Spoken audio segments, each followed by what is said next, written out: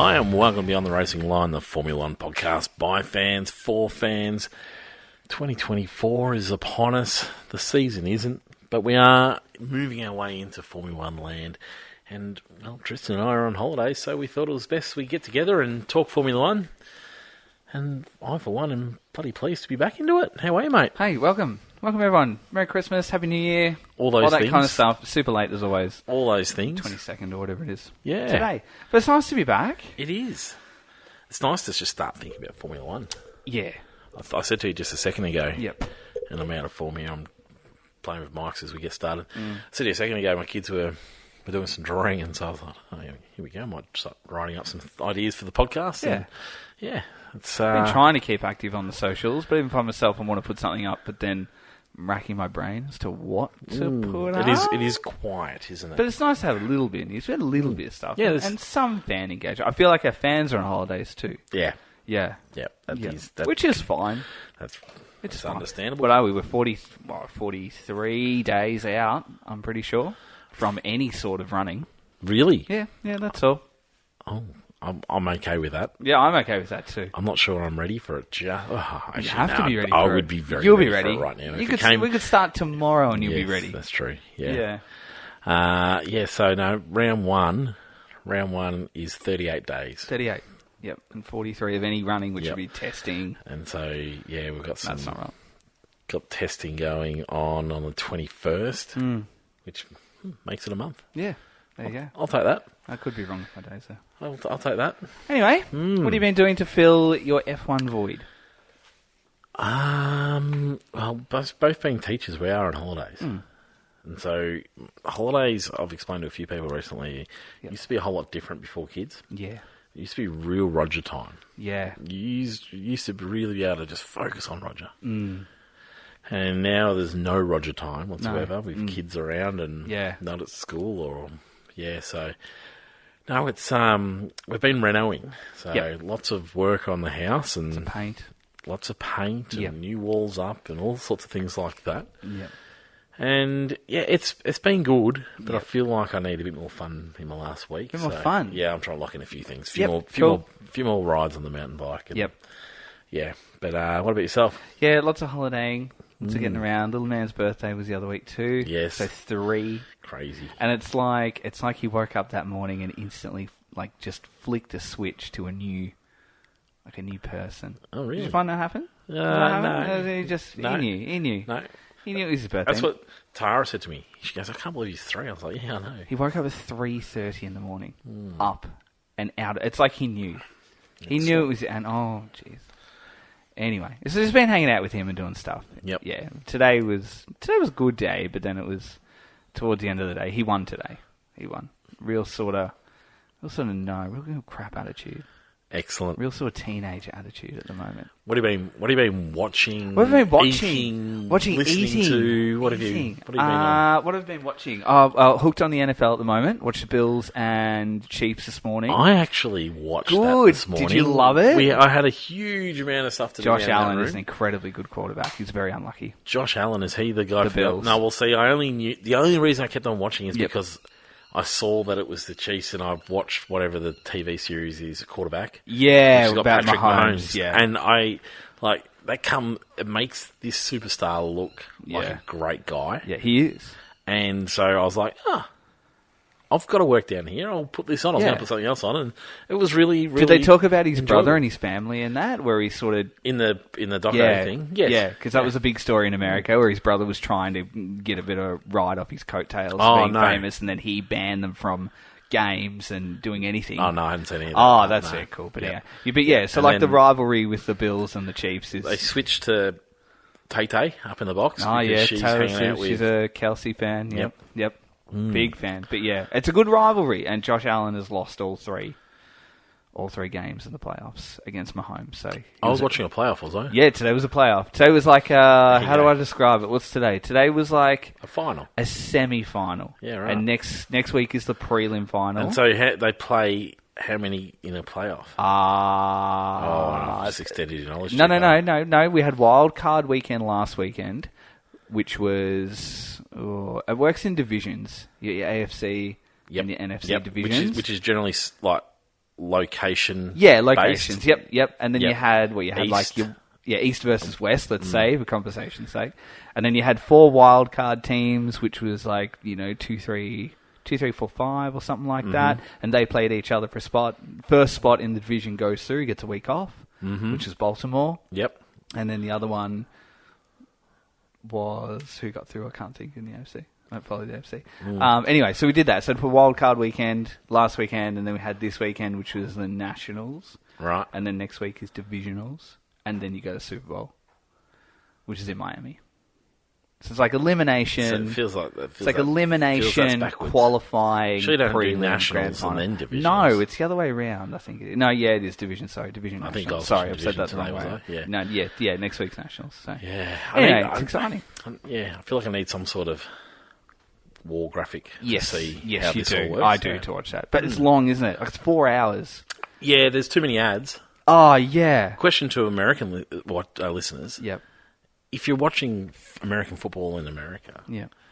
NFL, is there ads at every moment, or do they keep rolling with some footage? Because by, I don't know, half an hour in, I was like, I can't watch this ad again. But see, the good thing about it is here, like watching it, just being a casual spectator, you can watch it and then you can leave for an hour or something, come back, and you've only missed a quarter. It's generally pretty okay. I don't mind that. But 4 hours is a long time to Yeah, it's a sit lot and of investment. continually watch Yep. the whole thing. Yep. So Yep. anyway, but yeah, no, good game to pick today. Like, that was a great game. It was a good It was a game, really yeah. good game. How'd you Yeah. feel about like the shot clock at the end, where it's like 30 seconds and you just take a knee and that's it? It's over. Yeah, But there there's was still time there was going. lots that was like, I don't understand why they're bothering with whatever they're doing here, but Yeah. that's okay. It was it was a spectacle. Yes. So yeah, a bit of that, and I have been listening to a brand new podcast. Tell me. High Performance Podcast. Which I don't know if I sent it to you. Anyway, I found it came on my radar about a month or so Yeah, ago. I think Fernando Alonso had one that come out. He had an episode, and that was really interesting. And so I sort of hooked on that, and then I found a couple of other episodes which sort of intrigued me. I listened to one about Brian Cox. I listened to one about Gordon Ramsay, which I didn't think I was going to love. But I absolutely adore everything about it. It would be almost my favourite podcast episode of anything I've ever listened to. Really? It is so good. Oh, you can't send me a It link. is so good. Anyway, but having a flick through the catalogue, I found that they've actually interviewed a heap of drivers over the years. So, like, there's an episode with Toto Wolff on it, which is okay. There's one with George Russell, which is actually really bad. Who? You can get to George in a minute. Yeah. Who is it? American? Is No, it- it's British, and there is like a professor, like a psychologist. Yep. He is part of it, and then just another guy. Their names escape me. I'm not like Cool. a aficionado. Anyway, been listening to that one, but yeah, George's episode, it was awful. I really didn't like it. Fernando's great. I don't think I would be not interested in that one. But I didn't mind Toto's. But then having a flick through the catalogue, there was one from Lando. Alex Albon's is great in 2-part. I think I sent that to you. I mentioned it. That might have been the one, That yeah. was really, really, really good. And I actually found one of Mark Webber's today, which I listened to on my run today. If anyone listens to Mark Webber's podcast, it's pretty much the same thing in every podcast episode. Doesn't matter what you talk, who's interviewing or what time it is, it's the same story. Yeah. But this one was really good because it was different. I Yes. felt like I was almost able to predict what he was going to talk about, but no, today was great. So this is a really good one for him because he goes down a different path. I like it. Which is really good. So that's been filling my void there. And tennis, it's the Australian Open at the moment here in Australia, which is great. I love the tennis. Yeah, I love watching tennis. Don't show a lot of interest in the I tennis. adore I watching might watch a tennis. final or two, but no. Yeah, Carly hates tennis. Yeah, it hates. stinks. Like, if it's on, she'll leave the room. Yeah, the problem with tennis, you see, is that it's not cricket. No, you're right. So I can have cricket casually on in the background. Yeah. In fact, I missed the Adelaide test, and I turned it on Friday, I think everyone missed and it. I was looking at it, and I'm thinking, okay, we'll see what's going on here. And for some reason, Australia needed 26 runs to win. I Yeah, was like, what happened? yeah, they missed the weekend. Yeah. What a Anyway. debacle. So that's what I've been doing. Lots of holidaying, lots of NFL, a little bit of podcasting, Yeah. all that kind of stuff. Yep. Bit of news. Yep. There's not enough podcasts and stuff coming out at the moment. No, because everyone's on holidays. I'll up the race. The race has had some really good and interesting ones. Yeah, I like the race. But yeah, there's not enough football, anything. There's not enough podcasts this time of year. We probably should have been podcasting more, shouldn't we? We need more summer sports, don't we? Yeah. Yeah. Yeah. Oh, Formula E start. Did you watch Formula No. E? Me neither. No, I have no interest I have whatsoever. no interest. I saw a little highlight, and it just Couldn't care reminded me less. why I didn't watch it. Couldn't care less. Apparently, there's like a I want to say Drive to Survive in air quotes, which is all about Formula E. Oh, there you go. Couldn't be less interested in any way. I should probably watch Drive to Survive. That's what I should be As doing. as soon as I saw like a clip on Instagram that they had it, and then I listened to the car, I was like, yeah, that's why I hate it. Speaking of electric, do you know Formula? I'll say Formula E. What's the rallycross one? Extreme E. Yeah. Is ending. No more. No doubt. Non-existent. That was pretty terrible. Yeah, non-existent. Done Yeah. and dusted. So. The World Rally Championship's gone to Oh, hybrid, Dakar, hasn't it? yes. Yeah, it has yeah. actually. I think it's gone hybrid. Dakar's I on at think the it's full moment electric. too. Yeah. Yeah. Yeah, I usually get all over Dakar. This year I've missed the boat on I Dakar. love Dakar. I thought about it the other day. I was like, oh, and so I had a quick look at the leaderboards. I was like, oh yeah, okay. I need to get on to watching I something. watch Dakar when I go and visit my mum and dad because Dad loves Yeah, it. yeah, my he tells dad me, loves it. he's like, Dakar's on. I was like, ooh, let's Yeah. watch it. Yeah, I do enjoy it. Yeah, which is really good. What are we doing today? What are we doing today? I'm not really sure. We're going to do some news. Okay. And then this year, Tristan, Yep. we're in this. Last year was the first year. Sam tells me this while riding a mountain bike. First year, we haven't had a driver change Yep. in the history of Formula One. In the history, Of Formula One, which is quite remarkable. I feel like that's not right. Yeah, but I don't know how we're going to prove that. But I think I have read it somewhere else too. But so this year was really unique. Where we didn't see that change. We thought, oh, will Logan Sargent keep his drive? And then right at the end, sort of got to the point where he's like, we don't really have any other options. We sort of want to go on summer holidays. Yep. We'll just keep him. Okay. And so that's left us in this really weird position where we didn't get the changes that we wanted, or changes. Just any changes. We got some really. changes throughout the year, Yep. but nothing at the end of the year. No. However, what it does do is it's left us this year with 14 drivers out of contract by the end of the year. Yep. So 14 drivers are out of contract by the end of the year, Yep. and so we're gonna delve into a little bit of a prediction episode Cool. as to what we think Yep. the teams are going to look like Okay. by the end of the year. I like that. So the 2025 grid lineup, Just and it'll be a funny one because I don't know how I'll go with like what I actually think's going to happen compared to what I hope is going to happen. gonna happen, Like yep. the fantasy grid. Who cares? It's the first compared- episode back. So- We can do as we please. Oh, and it's an impossible task to nail because Oh, yeah. one big move can shape everything, Yeah. and that's the thing. So, like, when we saw Seb move, we saw the big moves and shakers happen. When we Yeah. saw Dan move, we saw all that happen. And so we'll get into that in a moment, and we'll talk a little bit about what we want to see from each team as we go. Cool. But we're going to get into some news first, Okay, let's because do it. there's been a little bit, and I do like a little bit. McLaren did this really wonderful thing where they went and dropped their brand new livery, which wasn't so brand new. Dropped a brand new livery. Pretty brand new. Well, this is uninspired. Brand new livery, right out of nowhere, didn't announce it, and they just said, bang, here you go. Even the media thought they were turning up for just a bit of a chat. Yep. And then all of a sudden they're like, no, we're going to show you some stuff. Good. This is a season launch, my friends. And off they went. What did you think? Loved it. Yeah, I thought, I loved the So idea good. of, here you go, here's a livery. Yeah. And I love the idea that we weren't trying to look at the car. Yep. Because that's a different thing. That's a really different thing, trying to get some information out of looking at a car and say, oh, look, they got no side pods, or, oh, look, Which is- they're really low, or all these sorts of things. We're not doing that with this. No. Because this is purely a livery. Yep. We've gone away from this business of, here's our 2024 car, but it's not really, because it's actually a 2023 car. We've put a little few things on it, but we're not really putting anything on it because we don't want to show everyone what we're doing. Yep. I think this is a new thing. I think drop your livery, stop messing around with it, Love it. and then you can launch your season with your new car later on, which is exactly what they're doing. I think it's a PR masterstroke in Yeah. every sense of it, because there was no hype around it, which I really liked. It was just here you go. Mm-hmm. And what it did is it caught everyone's attention. Then every single person was glued to McLaren for like 3 days. All by themselves? Yeah. No one else? No one else. Mm-hmm. And then on top of that, so on the 14th, what we're going to get? Who are we going to get? We're going to get Alpine on the 14th. I'm just so from memory. McLaren are going to launch the rest of their McLaren are going to launch the car on the 14th. Yep. But yeah, so I think we've got Mercedes and McLaren on the 14th. Yeah, I feel like on the 5th of Feb, we've got Stake F1. Yep. I'm trying to do this in order. On the 5th of Feb, we've also got Williams. Yep. And on the 7th Alpine, is Alpine. 12th is Aston. Yes, and we've also got Haas on the 11th. We've got Ferrari on the 13th. We've got Mercedes and McLaren on the 14th. Day, Red Bull's the 15th.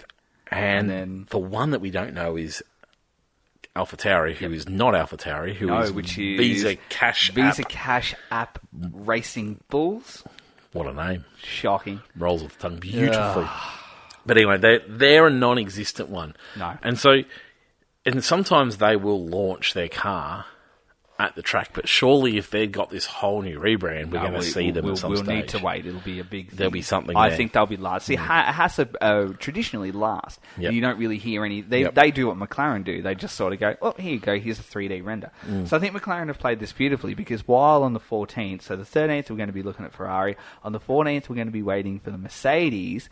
But then at the same time, once you finish looking at the livery of Mercedes, you're going to be glued to the actual chassis of the McLaren. I mean, it'll probably only be 50%. I was going to say, let's be honest. I'm not even sure they've said that it's going to be that. Yep. I think they just said Literally we're launching our season then. Yep. So we're going to do our song and dance at this time. But I'm not even sure they're guaranteeing to see the car. And I like this new approach. I think you can do it in 2 stages, and I think they've done a really great job. Deleted all their socials as well, out of nowhere. Yep. Which was just, I love this time of the year, just like trawling through what everyone's doing. Yep. So that was interesting to see. But then, what do you think of it? Just delivery. Terrible. Love it. Yeah. I love it. I absolutely adore everything about it. Tell me what you like. What don't you like about it? I'd like to know what you don't like. I feel... there is a definite element of the way the photos have taken. Yep. I hate black on large parts of the cars. Yep. I just find it to be so uninspiring. I think we're going to see a lot more black. What, more from last year? There can't be more from last year. But I just find it so uninspiring, the black all over the car. Yep. And then the way they've taken the photos. Obviously, they're gone for this look. I just find... like orange and black to be really basic, boring batshit. Okay, I think it looks great, and I love it because of the way that it sort of looks a little bit like the Marlboro sort of diagonal stripe of the red from the McLaren days. So I really, really like that. I can see a historic sort of classic look to it. I like the lack of blue. I love cars that pop. Yeah, I love cars that pop. I thought the blue was going to be great, but I really, really like the lack of the blue. I think it looks good. So it looks a little bit more classy, a little bit more aggressive, and I like that, and I like the little nod to the chrome too. So they talked about using the old chassis and the old liveries as their inspiration, and you can see where the papaya, the little flash of chrome on the actual numbers. We are so different. The diagonal stripe. If there's one place that the chrome should not have been, it was on the numbers, because the numbers are there to serve a purpose. It's a real matte chrome, like it's not a chrome. No, chrome, but the numbers are there to serve a purpose, and now you can't read the friggin' numbers either. There should be a rule brought in that those numbers must change, because how ridiculous that the one thing that those numbers are sitting there for is so you can recognise the number, and now you can't read it because it's in chrome. Give a score out of 10. 4. What? Wow. Yeah. No, I know. I've really enjoyed. That's a fail. That's a full fail. Oh, I could not be any stronger on that. It's a fail. Oh, jeez. Like, I love a Formula One car that pops, and I can see that they've gone. Like, I can see your thoughts on. There's a bit of a classic look to it, but you can go classic and you can go cool. I thought this was going to be a real sort of casual welcome back to the season sort of episode. Oh no, it's horrendous. Bang. No, well, it's just I find them so uninspiring when you just go orange and black. Yeah, What's your score? 9. Jeez. I adore everything about it. Adore everything about it. We're a long way off on that one, aren't we? Jeevers. I think we can agree that we like the way they went about it in terms of launching out of nowhere. I think that was, Can was very good. But yeah, no, apart from that. I give you my conspiracy theory on the Alpine livery? Tell me. Can I give it to you? I have to show you, and I know you hate it when I show you something. It's not good. Well, you got to use some good descriptions. Right, so on the Alpine, I think Alpine have leaked a couple of photos of like a camouflage pink. Yes. On parts of the car, on their Instagram page, which I love. And for anyone listening who doesn't know, I spend most of my time over these next few weeks looking for hints on social media that tell us what the actual car is going to be. Because the teams like to just tease Tristan that's just how sad I am. Through this moment. All right, so what are we looking on Instagram, are we? Yeah, so on Instagram, if you go to the Alpine F1 team, Yep. and at the very, very top, it's the first post that's been pinned, and it has the release date. So they're going to actually do a season launch on the 7th of Feb. 2024. Yep. And in the comment, what they're going to do is they're going to release the WEC and they're going to release the F1 car at the same time. So they're going to do both vehicles.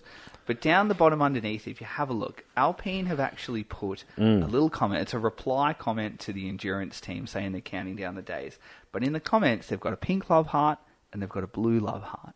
So my conspiracy theory is this, is that we're going to see the F1 car is going to be fully pink camo. There's going to be no blue on the F1 car.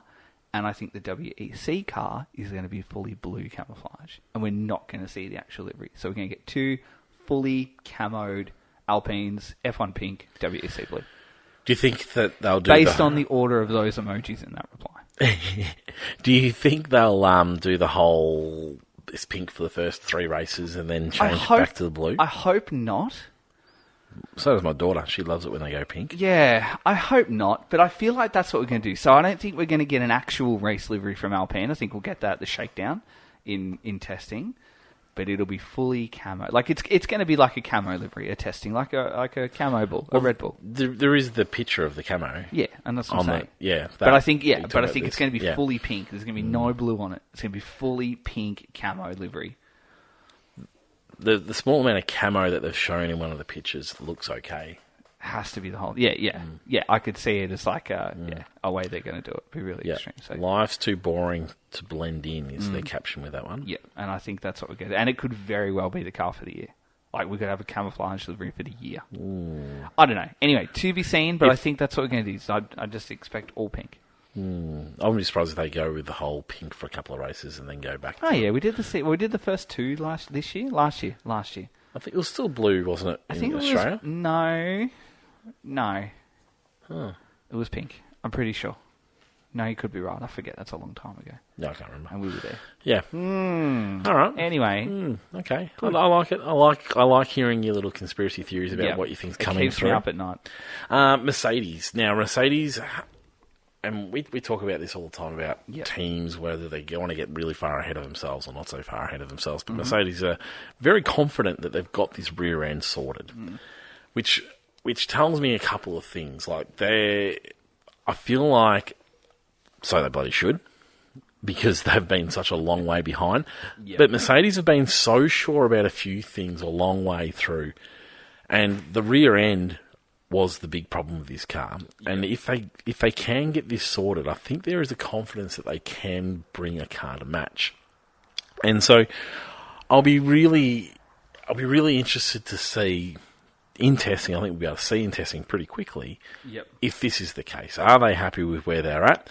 Because the thought is that development couldn't go ahead until this back end was sorted, and so the back end seems to be underway. So while I'm not desperate to see a Mercedes Red Bull competition only again, I'm excited to hopefully see some competition. Thoughts on where Mercedes are at? I feel it's going to take more than just the back end to make inroads into their competitors. Yeah, a lot of the tech gurus seem to think that once that's unlocked, there's a package there to be brought on. Okay, yeah. And so that's why I was like, I'm interested to see where they're going. Yep. There was lots of talk of communication being lost last year. Yep. And that's very un-Mercedes. Mercedes is all about, we get through this together, there's a no-blame culture and all that sort of thing. Yep. But yeah, there's a few comments that a few of their higher ups had sort of said we've got to bring that communication back and those sorts of things. It's uncharted territory for them because they've spent close to near on a decade of just tasting champagne and bringing trophies home whenever they felt like it, and now suddenly they've had the last couple of years winless outside of a sprint, I think it was, and then just an era where there's no success.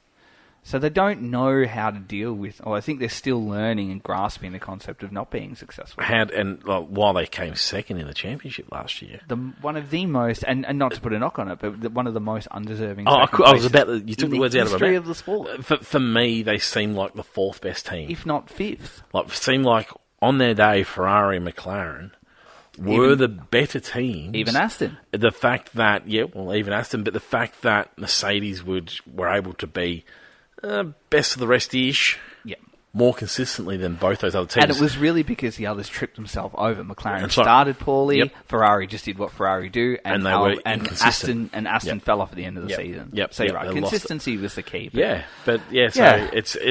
be an interesting watch because, like you say, they're in this world of the unknown. But there's a few little things I've read and I've heard recently that they're very confident that they've got this car.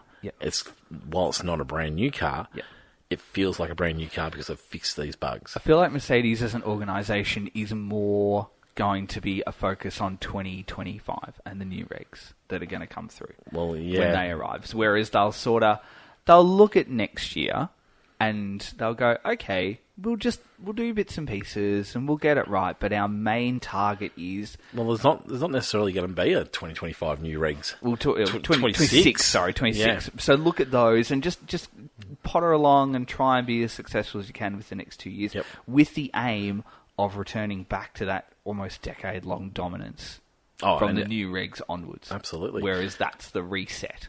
So that's sort of where I would predict Mercedes will go with most of their development. On that, we can move on to another topic of news. Yep. F1's come out, or FIA's come out and said that there's a stop work on 2026. Yes. Because that is where the new regulations are coming in. You are not allowed to work on it. There's two areas, I think, that they're allowed to work. One, I think, is brakes, and I can't remember what the other one is. They're expecting lots of active aero. What are your thoughts on a blanket ban in terms of you can't just start working towards this? I don't mind that because I think more financially stable teams will do that better. Like Red Bull has a bigger workforce than most, whereas if you look at the likes of Sauber, who are going to become Audi, they've got a whole nother set of challenges ahead of themselves as they rebrand and become a brand new competitor. Plus, you've got the likes of Andretti who are going to come on, and you don't want someone like possibly as good as confirmed for me. So you've got things like that. You've got Red Bull who could just start now and nail it, and you don't want to run away. You know, another runaway championship with them. You've got teams like Sauber. They're going to rebrand. They really can't afford to do that. You've got new teams coming in. It's probably, it's the stable teams that are going to be successful early. The last thing you want is teams just switching off for the next 2 years. That's exactly right. And just running around the track. Yeah, so I don't mind that. I think it's pretty good. I think it's pretty good to see that they're actually putting that down. The theory of it's fantastic. The way that they could possibly enforce it, for me, feels a little bit tricky. I mean, what's stopping designer or engineer from going home and working on it at home? He has some extra leave this year, and he's working on it from home. It's not a work thing. There's nothing stopping someone from playing around with those sorts of things. It feels really difficult to enforce while communication can't be happening, and it's very hard for individuals to come up with a design by themselves. Obviously, the communication amongst a team, and I guess that's where you pick them up. But it does feel a little bit tricky to enforce. But I'm looking forward to hoping that they can enforce it, and everyone's at a level playing field when they do release the new regs. Yep. Anything else on that one? No, that's sort of it. If for those people that want to have a bit of a read, if you jump on our socials, I think it was the 8th of December. I've put up the actual wording that came out of the regulations, so you can have a read of that, which gives you the direct quote from the FIA regulations as to what and why you can actually can and can't work on different components of your car. Vegas holds its time slot to 10 p.m. Yeah. There was a lot of knocks on the timing of it. Formula One people in particular didn't love it. While it was originally branded as if it was for them to go and party, it's actually around keeping the strip open and working, and they can't be closing it off during vital times. And as part of their contract, which is the part I was always, I'm not sure they're going to be able to make changes here because they've written this contract up, but as part of their contract, yeah, they can only close roads off at, I think it's 5 p.m. or 6 p.m. or something like that, and then the race starts at 10 p.m. Yep. So it'll be a bit of a watch and see. I think they got a few free kicks after the success of last year's, even though they had those troubles at the start of the event. I think they've got a few free kicks to sort of continue on with, just before then pressure starts coming on to the actual Vegas race. Yep. Right, what are we doing? Are we really doing this? Because it didn't really suit any audience in America. And that's the part that confused us the most. You'd understand if they were delaying, or that they were delaying the race so that it suited the New York market, but it actually makes the New York market a harder market to reach. And so, yeah, that was a strange part of it, but I think at some stage they're going to have to work out what's the Vegas race worth to Vegas. Are you going to close the strip down earlier so it's at a better time so you can make the most of it? But, yeah, it's a bit of an interesting one.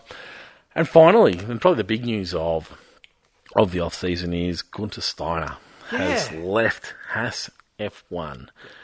Gene Haas decided he hasn't been sacked, just hasn't had his contract renewed. Sounds sacked to me. Sounds a little bit sacky, doesn't it? Effective immediately. Yeah, so didn't even get a chance to say goodbye to staff. Now, that when you hear them try and sell the whole, we're going in different directions and that sort of thing, you think, oh, yeah, look, maybe Gunther's just sick of, tired of the fact that money wasn't going into the team the way he wanted, or they had a bit of a disagreement, but the fact that he wasn't allowed to come in and say his goodbyes, that, for me, there's a few little alarm bells going off that was not a happy place in the end. Absolutely not. You don't sort of have that ending to a relationship if it's all good and we're happy to go and things like that. So, Thoughts on the move? Thoughts on the actual dumping?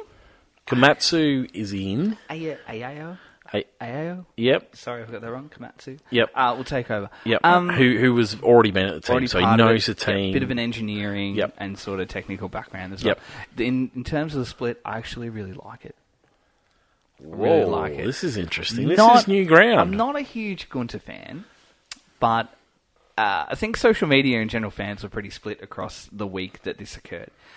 But there are a few comments that I really, really liked and resonated with, and the main point I want to make is this. When you think about Gunther Steiner in F1, you think about Netflix, you think about his comical personality and his comments up and down the grid, and that's what he's well known for. And when you think about the heavy hitters that have the same role as him, and you're talking about Horner, you're talking about Fred Vasseur, you're talking about Toto, you could even start looking at Mike Crack for things like that. When you think about Franz Tost as well, if you think about those guys, when you think about what do they bring to a race weekend, they bring, a real sort of clockwork operation. It's a real heavy hand at times. It's calculated and thoughtful process, which is not the type of thing you think of when you talk about Gunther Steiner. And so when you're talking about things like Netflix and comical throwaway lines and just a personality, if that's what you're leaving your mark on a race weekend, it kind of tells me that maybe it is time to have someone a little bit more serious in the team. Because Haas at the moment, Haas are the most irrelevant team on the grid. Are they now, though, the knock on this move is, are they now completely irrelevant? No. Remove the superstar from the team, which is unusual, isn't it? Is removing him now making them a complete waste of time on the Formula 1 I think actually for the first time in a very, very long time, it looks as though Haas have now had a bit of a wake-up call and gone, we've got recycled drivers, we've got a team boss who is known for his sort of personality and his fame. It's actually time for us to take a massive step back and a massive reality check and look at what are we doing in this sport, why are we competing in this sport, and do we want to be popular and funny, or do we actually want to be really successful? And I really like that. My knock on Gunther Steiner, I think we both agree we Yep. really like the guy. Yep. Great personality. Good personality for sport. And in Australia, we see him on stage and he's more popular than the Would drivers. be a wonderful commentator. He couldn't agree more, Yep. absolutely. You might have to watch his language, but my biggest knock on him is, like, they came into this sport in this really unusual fashion where they they used a lot of parts from Ferrari Yep. to get into the business really quickly. They didn't go through that really No. slow stage, No. which is fantastic. Yep. And then once that sort of left, they'd bring in a car, and then every season they just could not develop it. Yep. That car could qualify beautifully this year. They had heaps of top 10 qualifyings, well, a few top 10 qualifyings. Yep. But then the car would go backwards Yep. every race to the point where they're Absolutely. always in the last positions or Yep. among the last positions because those tyres, they just could not keep those tyres in the right window. No. And the fact that they couldn't fix that across a whole season, that's my worry for Gunter Steiner is that he's not developing it. He hasn't got a team with him. No. That means that they can develop throughout the season. Now, the knock might be, or the excuse might be, well, Gene Haas has not given the right resources. He hasn't bothered to invest beyond the team. Like, they're not reaching the cap. No.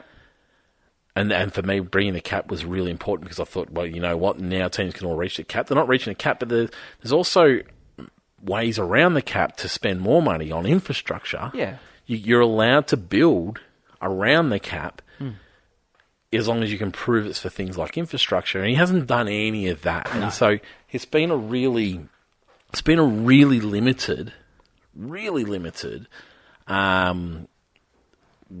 way for Gunter to work. Yeah. And we sort of saw little signs of that in the Netflix series. Not that I've seen the last few, but where that was his big knock on Gene is that, well, Gene's going to not be happy, but Gene's not really pouring in enough money as it is. And so, Gunter needs to be developing that environment within a team that they can not only bring a good car, but then develop it throughout the year. And that's what Formula One's all about. You develop it as you go. Yeah, you could also argue in hindsight, too, that if the team has failed to show Gene that they've actually got the ability to develop and move, then as an investor and a businessman, if you're looking at a team or a product that isn't improving, then your first question is, why am I giving you money when I can fully see that you are not improving? Yep. Like a fistful of cash may not actually be the solution. When you think about the likes of Force India and the way they operated in such a skeleton crew, where they were running on almost nothing but continued to punch well above their weight. So I think that makes sense too. I wonder if the introduction of Andretti has also put pressure on Gene Haas to go, ooh, here is my NASCAR American rival. I actually need to now look at what we're doing. We're not really serious on a race weekend. I actually need to start going a bang, bang, bang, and I need to get serious because my actual, fellow compatriot is going to come in and they race in America against each other, and now they're at the pinnacle of sport, and he doesn't want to be shown up by Andretti because I think many people would expect, and me in particular, I think Andretti will come in at an absolute rate of knots. Yep. Because they're so successful in other categories, as too will Audi as well. So I think there's a little bit of pressure on there too. I wonder if he's seen what Williams have done and looked at the absolute clear out that Williams did and the success that has brought. So the moves of Williams, McLaren, I mean, McLaren's slightly different, but not that much different. But still, it wasn't working. That's right. Yeah. And the fact that they've turned it around in the time that Haas has been in the sport, and Haas has done nothing but just gone backwards, and like I said, become irrelevant. Yeah. Absolutely irrelevant. They really, really have. I wonder if the talk of Gunter signing on with a Netflix comedy series as well was actually another nail in his coffin, where if you're Gene Hasley can go, hang on, why is my team boss signing up to be a television star? You shouldn't need money. You would be questioning his commitment and his thought process around a race weekend. So, I don't know. There's going to be people that are left or right of this conversation, but as I said, I think it's a really, really great move. And for the first time, it shows me that Haas have sort of had a bit of a wake-up call and gone, we actually need to pull our finger out here and start competing because we're going to get blown out of the park very, very soon. If not, I mean, they already have, haven't they? Yeah. They really, really have. Do you think this will, as a bit of a teaser into your driver markets, just going to affect Magnussen and Hulkenberg? Oh, I would hope so with all of everything I've got. I think it absolutely will. I mean, I'm happy for him to keep Hulkenberg. but the fact that they've got Magnussen in that seat as well Yep. should say everything about it. And in fact, for me, I think like they should nearly be moving him on now that this move's been made. But I wouldn't be surprised throughout the year if we continue to hear the dumping of Haas personnel all season yeah, well, long. it'll be interesting. Like if nothing changes, Yep. we know it's Gene. Yep. Honestly, Yep. if nothing happens, it changes. We know it's Gene restricting them, and that's what Gunter's excuse was, is that it was very restricted because Gene wasn't willing to go any further, and that's all he was willing to do, and this is all we're going to do. And so it'll be really interesting to see if nothing really changes with this team. We know it's Gene Haas, and it's time to sell up. And you look at things like where the money that was coming in, Mazepin, obviously through no fault of his own, through the conflict in Russia, lost his seat. The dumping of Mick, who brought a lot of money in. Yes, he did. Yep. He did bin that car a lot of times. But you think about the PR and the promotion that Mick would have bought with, fans of his dad decades ago as well. Gunter was one that was really against the pay drivers coming in, and so that'll be interesting to see if things change here. You gotta. It'll be find really ways. interesting. If your employer is not going to enforce money into your cash flow, then you got to find other ways. You can't just rest on your laurels there. Yeah, no, they'll be a fascinating watch this year, and you can't expect things to change straight away. Yeah. But geez, we saw things change pretty quickly at James Williams, Allison, didn't we? James Bowles, sorry. Yeah, and if it's not necessarily that they're changing the car; they're just changing the way the team works. Sometimes a fresh approach or a fresh set of eyes is all you need. So what we're going to do now, mate, is we're going to look at this driver market. Now we've got an absolute. This is just a great way for us to look stupid. Which, hey, I'm all for. Or nail it. Or we could be absolute geniuses. But what we're at is there's 14 drivers out of contract. So it's easier for me to tell you who isn't out of contract by the end of this year. Okay, so Max Verstappen is contracted until the end of 2028. He's on a long-term deal.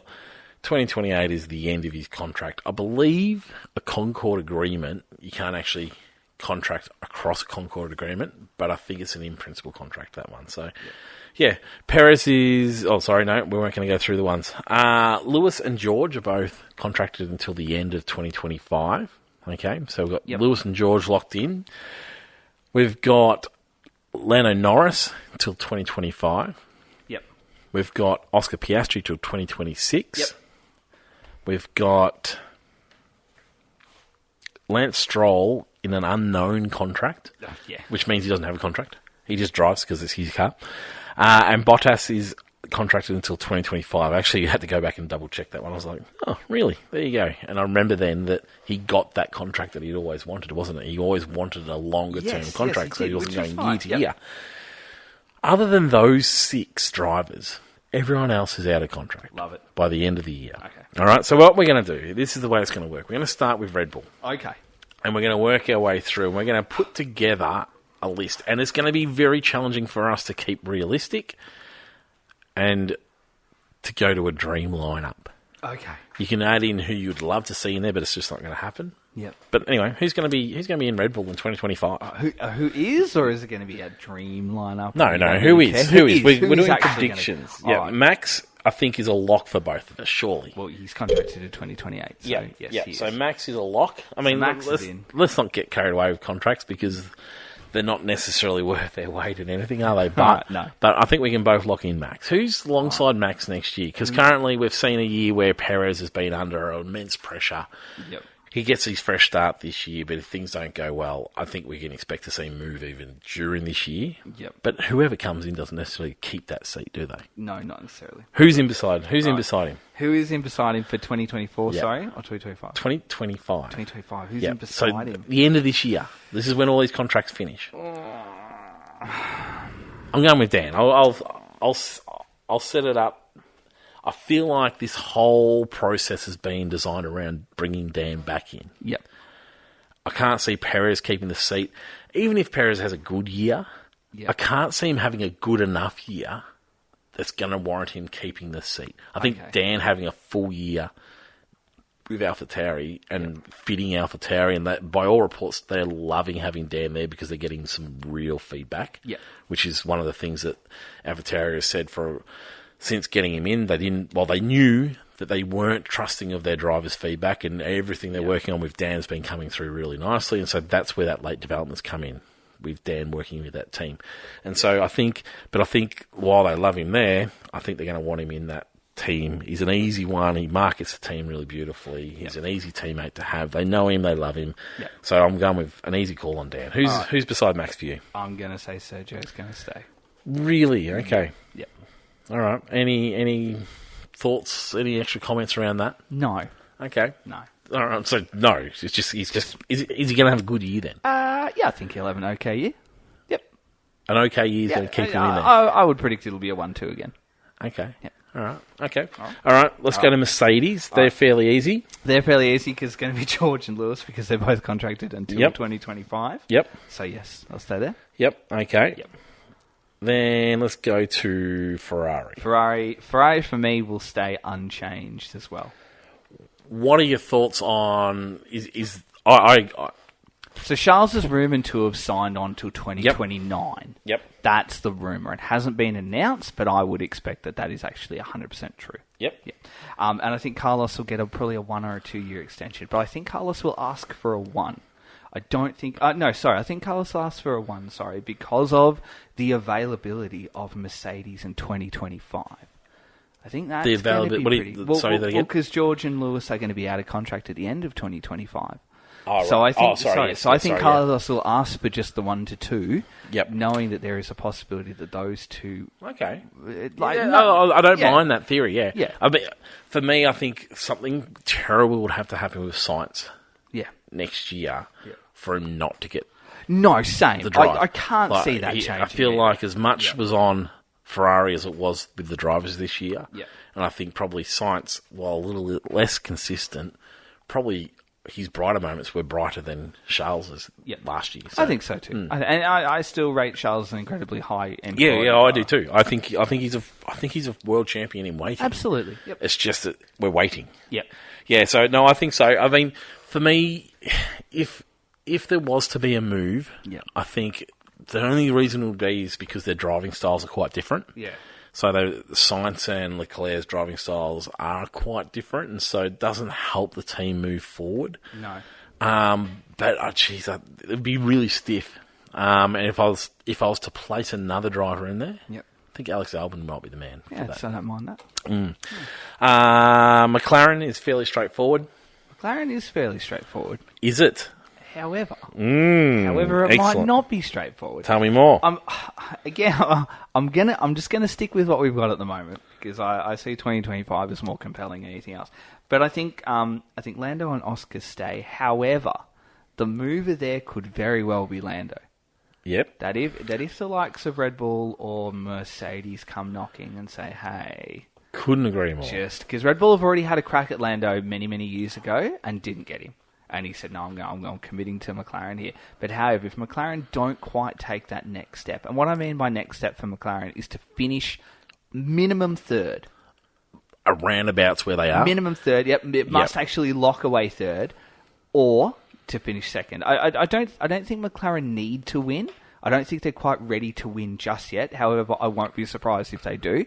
But in order to keep Lando... I think they need to be a minimum third. If McLaren finish fourth, that's when they're in trouble. They have to be equally as competitive as what they finish the year in. I don't know whether it's necessarily finishing position, but they must be as competitive as what they were for the second half of this year. I see it as finishing position because they showed their ability to be competitive. Yeah. So now because you've already shown the ability to be competitive, you've got to take that next step and actually lock that result away. So they've got to beat me. For me, they've got to beat either Ferrari or they've got to beat Mercedes and not one, both. Yep. Like they for me, I feel like second this year coming is an absolute lottery between those three teams. Oh, I think so too. I think it's going to be so close, and I think that they could be a ding-dong battle, and they might be even closer to Red Bull. I'm not so confident about that, but I feel like it's going to be a ding-dong battle, and I don't know that necessarily finishing fourth is a massive step backwards, because I feel like you could finish fourth but only be 2 points off finishing second. And while Oscar is contracted till 2026... Mark is an incredibly smart and savvy ex-driver / manager, and that kid is supremely talented. Oh, and everyone loves his head. You cannot tell me that if a Red Bull seat was available, then both those boys fit the Red Bull seat. If one of the Mercedes drives come available, imagine if in 2025, and I'm thinking 12 months ahead here of our conversation here, but imagine if in 2025 that Sergio goes and Lewis goes, and then Lando slots into one and Oscar slots into the other. Perfect. However, we're talking 2024. I expect both to stay. Well, we're talking 2025. 2025. 4/5, yeah. I expect them to stay. So, I know, it's pretty uninspiring for me at the moment. Red Bull is staying the same, Ferrari is staying the same, Mercedes is staying the same, and McLaren is staying the same. It's a funny one because as I went through the list, I was like, I don't know who's going to move out of these ones. Yeah. While there's so many contracts to be written, it's hard to see who is going to move out of those teams. Yeah. And they're the big ones, aren't they? They're the ones that they create ripples within the rest of the grid. Yeah. For me, like, they're both contracted. Yep. So the easiest thing to do is to say, the only thing that might get a change there is if Red Bull, and they've come for Norris before, if Red Bull can turn Norris's head. And I don't know whether that is their number one priority ahead of getting Dan into that team or not. Yeah, because that's a really unknown world that Red Bull are going to. I think Red Bull would prefer if they thought that Dan could do the job. Yep. Would almost prefer to have Dan in there while Max is at this point, because Dan's probably a safer bet of being a teammate, whereas Norris is probably not going to move to be a number 2, is he? No, not at all. And Red Bull can't quite make that promise to Norris, which I think that he needs, which is probably why he didn't initially go. No, true. Aston Martin. This one could be a funny one. So, Alonso, uncontracted at the end of this year. We'll get another one. And so there's a couple of things with Alonso. Yeah. Absolutely at the top of his game. Still out driving the car. Yes.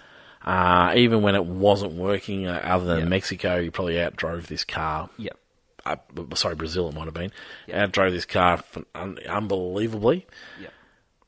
Stroll, on the other hand, had a season where towards the start of this season, people were starting to say, let Lance Stroll is starting to turn into a racing driver. He's not going to be a world champion. He's not going to be a world beater.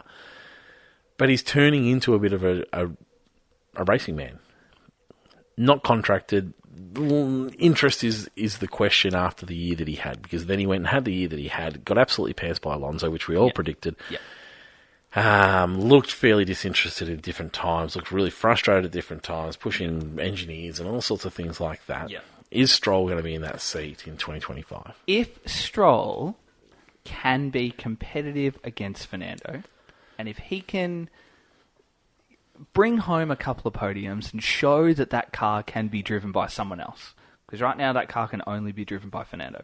Well, there's only 2 options, but if he can show that he can drive that Aston, then yes, he will stay. So he won't be there. So who's going to be in his seat then? So, and with Fernando getting possibly just one more year, breaks my heart to say that.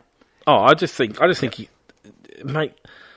I mean, as long as Alonso's happy, it's probably, but it makes sense. Just continue on with 1 year deals. But also at the same time, it gives Alonso a chance to jump ship if someone comes knocking all of a sudden. Well, that's right, and that's why I feel that maybe either that, or is it nearly time for the great man to call it?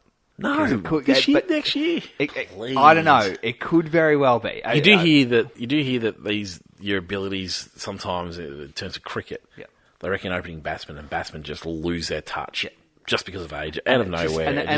It could. And he is just incredible. But it could very well be that I don't feel like he's the type that would want to go in the way that Jenson Button went. Yep. Staying too long. Yep. I think that's really important to him as a driver. So I would expect one more from him. Hypothetically, if Stroll can show that he can drive that car, then I would expect Fernando to go, all right, that'll do. Or Aston will go, we'll give you one more, thank you. That'll do. Because they didn't hang on to Seb too long. And Seb sort of said, that'll do for me. That was a Seb decision. Yep, that was a Seb. And I could see Fernando doing the same and go, okay, you know what, that'll do. Can you really? I actually really can. I really can. I think the way he leaves the sport and his legacy is super important to him. I think that. I know that. I can't see him leaving. So in saying that, as long as I'm with you. As long as he's still at the top of his game. In saying that, I actually expect that to be where Dan goes. Really? Yeah. Beside Alonso? Could very well go beside Alonso, or I won't say Dan. I'll say Alex Albon. Could See, actually Alex get the ball Albon up. for me is my second I driver there. expect to see Alex. So if that's the case, So you got to lock one in. I'm Come gonna, on, I'm gonna lock one in. I'm going to say the great man is going to call time and go out on an incredible high. I think he gets that 33rd win. A world championship is probably tantalisingly out of touch with the way Red Bull are and Max are. Yep. And I think if he can get that 33rd win, bring that team home with a lot more podiums, I would probably say that he'll go, that'll do me. So hang on, which year are we talking then? You're confusing me. No, I'm saying this year, who's 2024, who's contracted for 2025 for Aston Martin? it will be Alex Albon and it will be Lance Stroll. So no Alonso. No, Fernando. I think that's going to be. I think it's going to A be. second ago you had Stroll out. No. I didn't have Stroll out at all. I was saying if he can show that. Right, Yeah, okay. yeah, So but no, I think Stroll and Alex. that's it. Stroll and Alex. And I think the great man will call time. There you go. It'll be the saddest day of my life. Alex Albon, I mean, probably Norris, Yep. Oscar, Alex Albon, three hottest prospects in Formula One at the moment. Absolutely. Yeah. Absolutely. Yeah. Yep. They're Yep. at some stage they're going to be able to write their own tickets. Yes. Aren't they? Yep. Yeah, it's just a matter of where they write those tickets. What are we up to? Alpine. Alpine. All right. Cool. Talk about uninspired. The uninspired choice of Alpine. All right. I expect both of these boys to go. Yes, yeah. Both See, to go. it's funny, isn't Yeah, it? there's been rumours that they're unhappy. Yeah. That the Alpine ship have turned upside down. They've done the full clear out, which is what I think Haas are going to do at the moment. They got the full clear out, and I would expect. Apparently, Gasly. Just before you go on, Gasly has said, "Look, it feels like I've done all the Yep. work to Yep. make this relationship work." Yep. And Ocon hasn't really done anything, and so I'm not entirely. I'm with you. But while we haven't seen a lot of it, I'm not sure they are that happy. So I think both go. Yep. I think Ocon goes to Williams Oh, I haven't got Williams written down yet. to replace Alex Albon. Yep. Yep. Ocon. Ocon to Williams. Yeah, you can tell me that one again in a minute. Yeah. So Alright. who's in And the Alpine? I expect Gasly to go. No, don't tell me these ones. Oh, go on. Oh yeah, that's You what gotta I'm paint the saying. picture. Well, I have to take them out. I have to take them out. So expect. Well, all right. Well, Ocon leaves. Gasly leaves, and then I think Jack Doohan comes in. Like a brand new. I'm talking like a brand new. Jack Doohan. Doohan he's comes not even in. racing for F2 this year. Jack And Doohan didn't comes- really have the greatest Jack year. Doohan comes in. All right. So Jack Doohan comes in. Doohan. Yep. Yep. And Zhou goes to Alpine. Ooh, really? Yep. And it's a full reset. It's bad. a full reset of Alpine. Not bad. Yep. Not bad. Okay. But however, don't be surprised if we see Mick in the Alpine too, because he's currently running the junior WC Mick program. Schuey. Mick Schumacher. Yep. Really? So Okay. it could very well be Doohan, and it could very well be Schumacher, but it will be Zhou first before it's Mick. Right. Okay. Yeah. For me, if Alex doesn't necessarily, this could be an Alex Albon seat as well. I'm not sure how much of a step up it is from Williams. No. I mean, it obviously It's on is. par. It obviously is a step up. They're a whole lot more consistently fast. However, The upside of Williams is greater Williams than the is upside of looking Alpine. really lovely at the moment. Yep. Yes, yeah. And if they had a second driver, Yep. you would maybe, we'd maybe be seeing it in a different light. Yep. Yeah, but for me, I think, like Gasly, I think they're happy with Gasly. I think they're pleased with the way that he's come in. And while they've been very equal in terms of the way that they've driven, I think Gasly was the man that they were after. Surprises me that Ocon's still in Formula One in terms of someone that teams are trying to bring in. I sort of just expected that Ocon would have kept on stepping down, but he is a better than that driver, and it is a funny one. For me, Zhou's not a bad call. I don't mind the Zhou call. Doohan, I would love for that to happen. He's not driving F2 this year. Well, at this stage, but he's not driving F2 at this stage this year. They've had history of bringing a driver through sort of in the wings, I guess, but I'm not sure that Doohan's done enough to take that second seat. Maybe Yuki Tsunoda might be somebody that they might look at. Mm-hmm. So look, I'll go a Yuki call. Perez might be one that they go to. In fact, no, I'm going to go Perez. I think Perez is the right man for that one. Any thought? My other person that I was thinking of is Yep. Bottas. Thoughts on Bottas making a move across? No, I think Bottas stays. Contracted. Yeah, Bottas stays because he's key to the development of Sauber to Audi.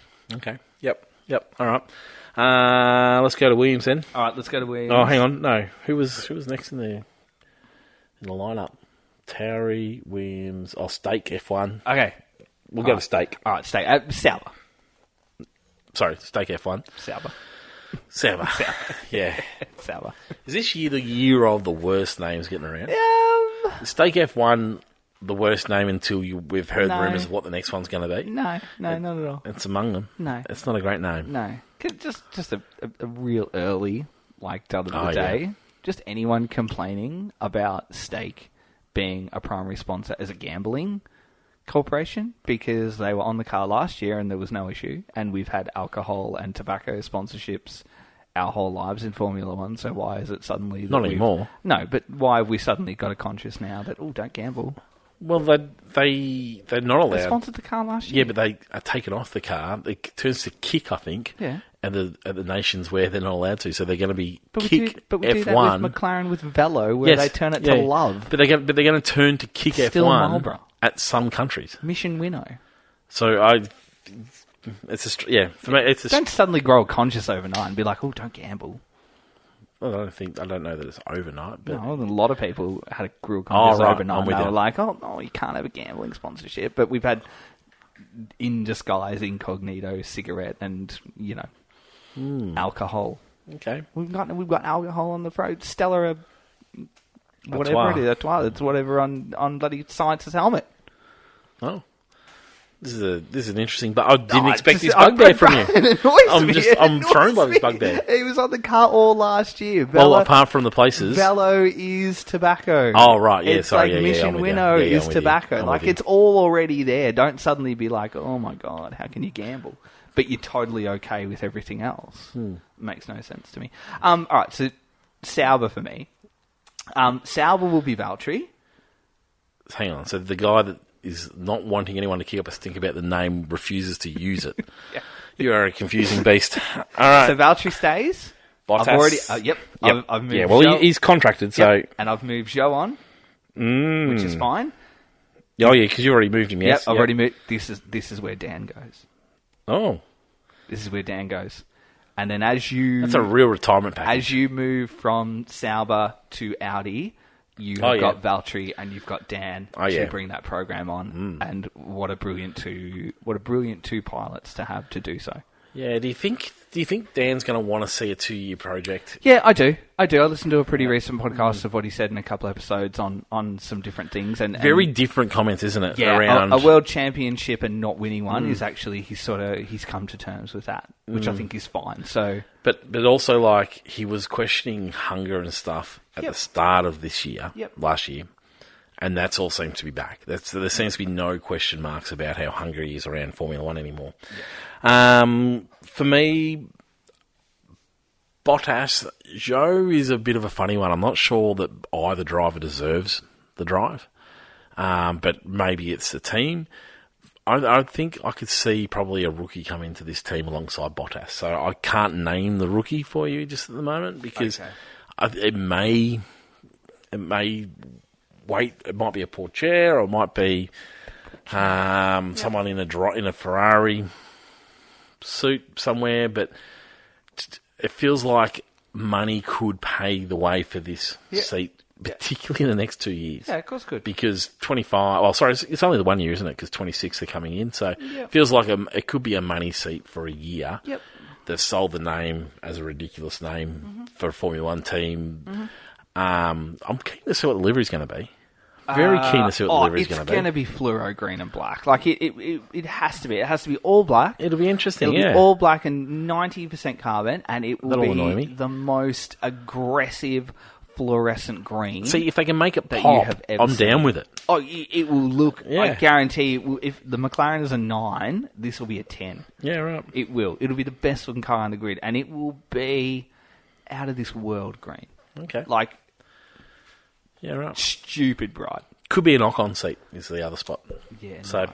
Didn't yeah. you just dump him a few seconds ago? Yeah, Minutes ago? from... From the sport. No, from Alpine. Oh, sorry. Yeah, and then dumped him from Alpine. You're not an Ocon fan. No, I just can't see. I can't see the point of him. But yeah, no, I think it'll be a pay seat no matter what. Cool. Yep. I We've had steak. Yep. Let's go to AlphaTauri. AlphaTauri. Which is Visa Cash App. Visa Cash App, Racing Bulls. Racing Bulls. It's just going to be Racing Bulls. Bulls Racing, It's yeah. just going to be Racing Bulls. It's just, it really should be Toro Rosso, shouldn't it? Yeah, yeah. Let's go back to Toro Rosso. Yeah, I was trying to think of a name for it today. I was like, yeah, I can't really think of a name. What was Toro Rosso? Is that a brand of... It's not a brand of anything. It was just called Toro Rosso. No, it must be something. No, it was when they were Scuderia Toro Rosso, when they were just... Oh, okay. Yeah. Anyway. Back in the early days. Yep. All right, so AlphaTauri / Racing Bulls. It'll be Yuki. Yuki stays on. He's doing a good job, but he's not doing enough to be a big game player at the moment. Couldn't agree more. He's a good driver, and that's... Yeah, You I heard couldn't really comment more I heard about a it. few comments talking up the end of his season this year. Yeah. I was like, phew. Don't know about that. Yeah, I was really surprised to hear them talk it up the way that they did. His driving style's never going to allow him to go any further with his driving. Yeah. And he loves being the last of the late breakers, but can't really give much feedback. He's difficult to work with on different levels, not because necessarily that he's a difficult person. It's just that he doesn't seem to be able to get a few other bits around that. For 2025, I can't see Yuki still being there. I think they're gonna find someone else. Yep. Another rookie involved here is my prediction. Okay. Who? That's the big question. So Lawson. Probably Lawson deserves that seat more than anyone. Yep. And so I'd probably go a Lawson, and then does that then mean that they go a rookie beside Lawson? And that, for me, is like, oh, maybe Yuki gets his drive back. It's development. Maybe he gets his drive back. But then I was like, well, what's the point in it? And so there are drivers coming through. So I'm going to go a really easy, boring answer, but a rookie unknown. Awesome. Lawson and rookie unknown. Lawson and unknown. Mm-hmm. But rookie. But rookie. Obviously rookie. Yep. We don't know them. Who have you got, Yuki and... I've got Yuki, but I think this is where Ocon fits in. What's the point in... Sorry, did I move Ocon to Williams? Sorry, I forgot. No, you it was haven't. Gasly that went, wasn't it? Oh, yes, no, you did. I did Well, move. we haven't officially locked in Williams yet. Sorry, no, yeah, sorry. Maybe it's Gasly back, is it? Maybe it's Gasly back to Williams, actually, and it's Ocon to AlphaTauri. AlphaTauri, yep. Gasly Gasly won't return. Further separated from Red Bull, or more closely aligned in 2025? Further separated. No, Well, they're more closely aligning this year. Yeah. So there's a bit of a closer alignment, and there's a bit of a few people that are dropped that they want close monitoring of how much support they're getting. I guess it's because of the powertrain development that you're going to want to run it on something else, so you'd be silly not to. Yeah, so I think Gasly to Williams, and Ocon to AlphaTauri. I'm just going to keep calling it AlphaTauri until it's officially announced. All right. Yeah. So Gasly to Williams and Ocon to AlphaTauri. Williams then, so Williams, Gasly and Sargent. And Sargent. Yeah. Really? Yeah, I think he's. You think he's going to come along? Yeah, I think he's doing enough. He'd want to have a better year, wouldn't he? But you would expect that from a rookie. Yes. For me, have I put Ocon anywhere? No. I'll go Ocon to Williams. Okay. Alongside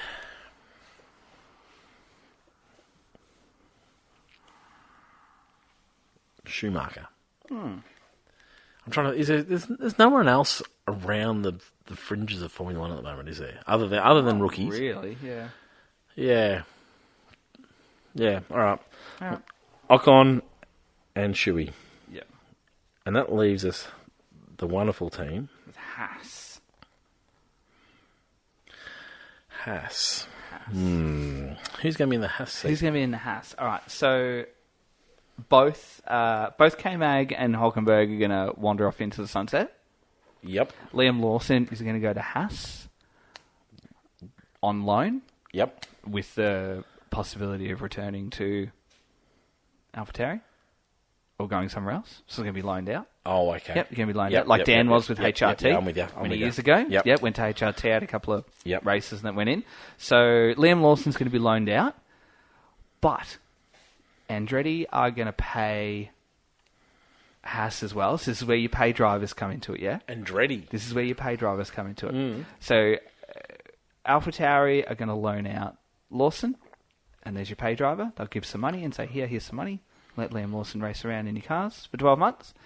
Andretti have been earmarked as taking Alex Palou from IndyCar, and they're going to go and give Haas some money and say, here's some money, let Alex Palou drive your garbage car around for 12 months, and then when we arrive on the grid, we're going to snatch Alex Palou back off you. And then Haas are going to be left with no one.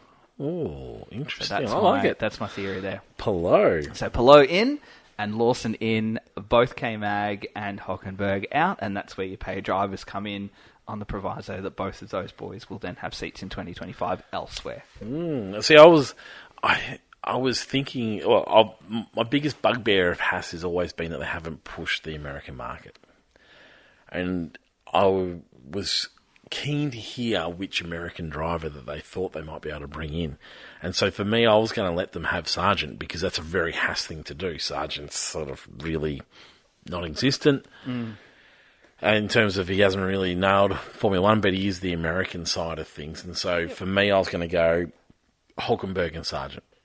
Really uninspired lineup, but that's what Haas does. Oh, that's a Haas are an uninspired team, aren't they? Yep. So to go through our teams, we both had Red Bull I had Red Bull with Max and Dan. You had Max and Perez. Yep. Mercedes was staying the same, contracted drivers. Yep. Tell me, did we talk about this? George Russell's stocks has just dropped dramatically. Well, I wouldn't say it dropped, but it's just, I guess it's... George Russell's the man on the up, wasn't he? George Russell was a man on the up because Sky was shoving it down our throat. Yeah, no, but he was performing beautifully. He was doing all right. But the last year is really... I just feel like his stocks has just dropped a little bit. I wouldn't say they've dropped. I think he's come up against more talented competitors for the first time, whereas he's always been the talented competitor in the car. So, and if he has an off weekend, it gets blamed on the car rather than on George. Yeah, maybe. so I think just for the first time, George is not the star of the show. Yeah. Okay. Yeah. Leclerc and Sainz staying. Yep. For a 1 year deal for Sainz. I'm with you on that. 1 year deal for Sainz, and then for Leclerc, it could be upwards of whatever. Because you could have, if you lose Orlando, God, you as if McLaren wouldn't have Sainz back. Yep. Norris and Oscar staying on at McLaren. I feel like Norris is absolutely Red Bull's number one man. Wouldn't surprise me though if Red Bull came after Oscar pretty hard. He seems like the sort of driver that they'd be really keen to get their hands on. Aston Martin, Alonso and Alex Albon for me. Yep. For you, it's Stroll and Alex Albon. It's interesting that Alex Albon's the same. It's which driver's seat does he take for us? Alpine, Gasly and Perez. For me, for you, it's Doohan and Zhou. Yep. For Stake F1, it's Bottas and a rookie unknown for me.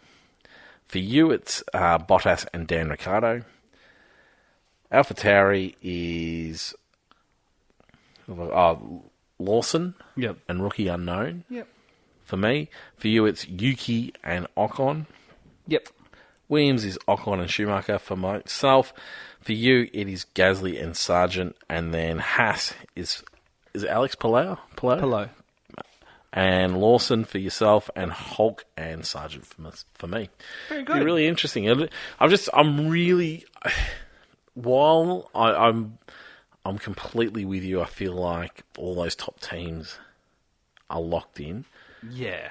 After the last few major years of contract negotiations, it would be really interesting to see what happens if a left field big move happened. Well, I mean, that's what it's going to take. And that's what it's going to take. But we didn't see Dan's coming. We definitely didn't see Seb's coming. Nah. And it could be, it sets itself up for a year of, it could be that, couldn't it? It really could. And it's one that we really probably wouldn't predict. Even Alonso's move shocking them. Yeah, absolutely.